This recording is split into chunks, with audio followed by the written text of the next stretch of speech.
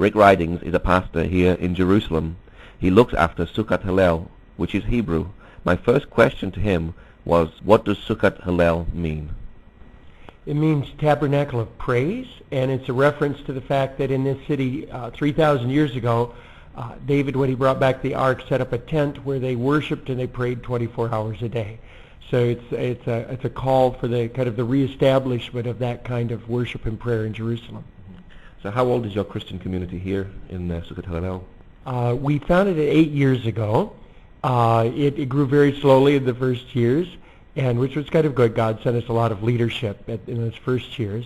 And then at a certain point about 3-4 years ago, it very rapidly grew, and now we have about 50 full-time staff and about 50 volunteers working with us as part of the community, leading the worship and prayer. So what difficulties are there pastoring a Messianic community here in Jerusalem? I think one thing is just the intensity of the city. It's a very pressurized city with all of the, how can I say, the spiritual battles going on, and then it's one of the most multicultural cities, of course, in the world. So you have the clash of all these cultures together as well. So it makes a challenge in terms of helping people to be able to adjust to the level of pressure here, that they don't burn out under that, and to be able to encourage them to live a really balanced lifestyle that's here for the long run rather than just for the short term. Now you say Jerusalem is multicultural. Is there a multicultural community here in the church? Yeah, our community is multicultural. We have, among others, we have Israeli Jewish Messianic staff. We have Egyptian staff. We have worship here that's done in English and Hebrew and Arabic and Russian, in Amharic and Korean and French and German. So it's very much as we have both Jews and Arabs and international people who believe in Jesus, who are worshiping and praying together. How big is the Messianic community here in Jerusalem? I would have to estimate on that, but I would think maybe about maybe 1,500 people to 2,000. Now you have 24/7 praise and worship here in Jerusalem. Is praise and worship important to you? Yeah, praise and worship is very, very important. We feel that there's a scriptural understanding that praise can change the spiritual atmosphere. For example, in 2 Chronicles 20, when they're way outnumbered by their enemies and everything looks hopeless, God says, send the praisers out in front of the army. And when they did that, the enemy ended up ambushing each other. So something shifted in the whole atmosphere. So we believe that it has, first of all, we should do it just because God deserves it, because he's so great and we love him so much, so he deserves that. But secondly, that it does have an effect in the atmosphere and shifting the atmosphere over a region or over a city. And even during the short time that we've been 24/7, which is about 3 years now, for example, we've noticed that there have not been any successful terror attacks in Jerusalem, where the couple years before that there were bus bombings often every 2-3 weeks that were killing a lot of people. So we're not saying it's all because of us, but we believe we're one part of the prayer and worship that has helped to change something in the atmosphere for this city. That's exciting then. Yeah, it's very exciting to think that we could be part of what God's doing in such a key city at this time in history. How can the churches reach out to their community here in Jerusalem? Is evangelism easy here? Yeah, it's very important to realize the history here, that because this is a Jewish nation, the Christians have a pretty bad history with the Jewish people it's not just the Holocaust. The Jewish people know the history well, but many Christians don't realize that from the 3rd century on, there have been major times of persecution and pogroms and also kicking Jewish people out of one nation after another. There's a long historical wound there that has to be healed. And so it's very important that people that come here are here, first of all, to just be a healing agent toward that wound. Now, in terms of the Jewish Messianic congregations that are here, they do reach out a lot, but they find that there is an overcoming of all of this. But even that is changing over the last few years. They find more and more people who are very open.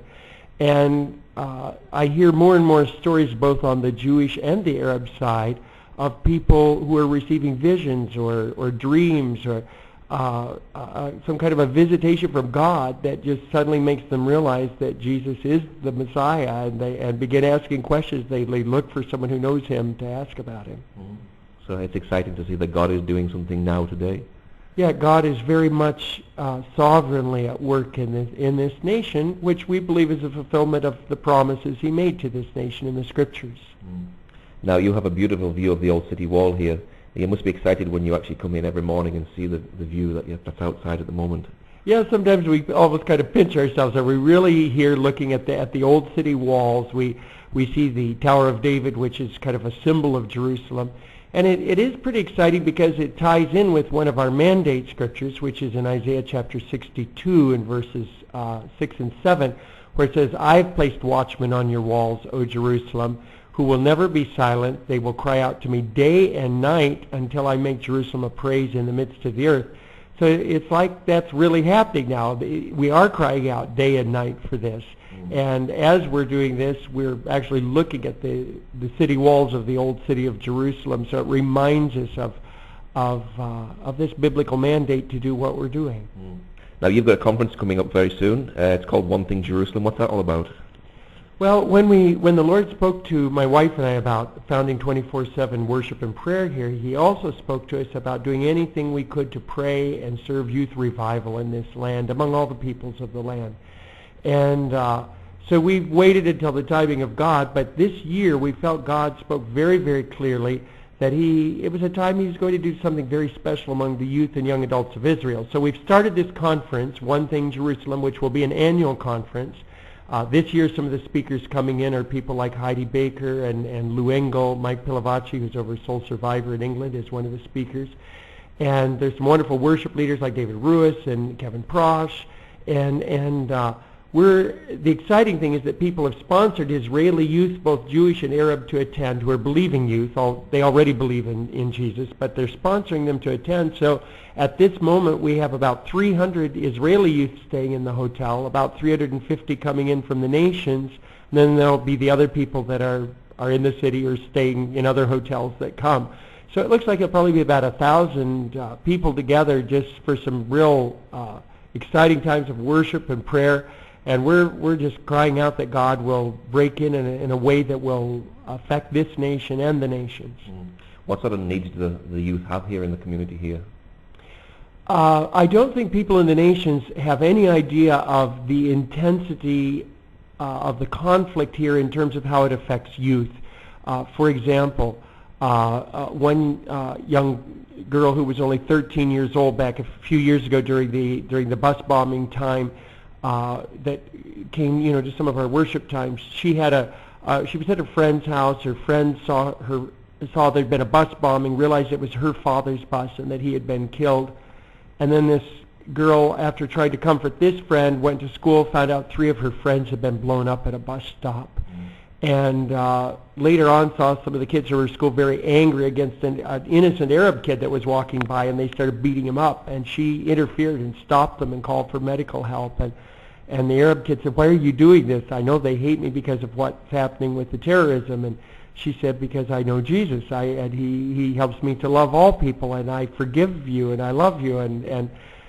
But even though it's a wonderful story, you could imagine just all the emotions and things that she had to deal. It's hard enough being 13 anywhere, and to be 13 and growing up with those kind of things, both among the Jewish youth and the Arab youth, there are a lot of things that mark them that they have to overcome and really learn forgiveness. Now, you're originally from America. Why did you come to Israel? We felt that God called us here. We were actually based in Brussels, Belgium for 13 years before we came here 8 years ago.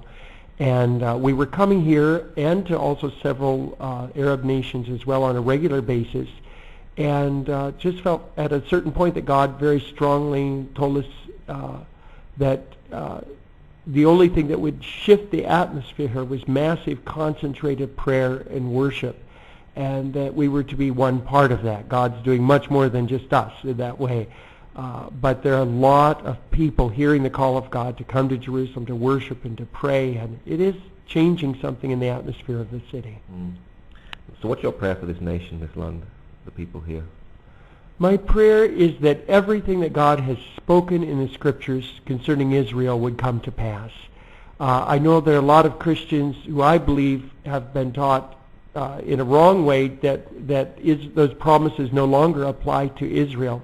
But I believe it's clear from Romans 9 through 11 that all the promises of God are toward Israel are still in effect, and He's going to keep His word. So our prayer is that He watches over His word to perform it.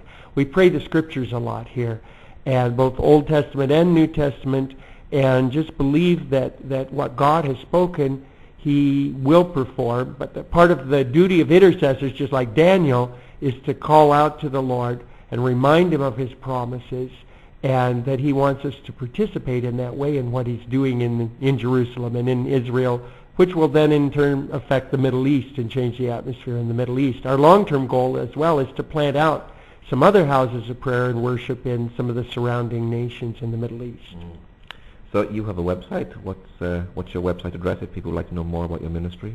If they want to know about the overall ministry, they should go to www.jerusalempraise.com. So that's one word, jerusalempraise.com.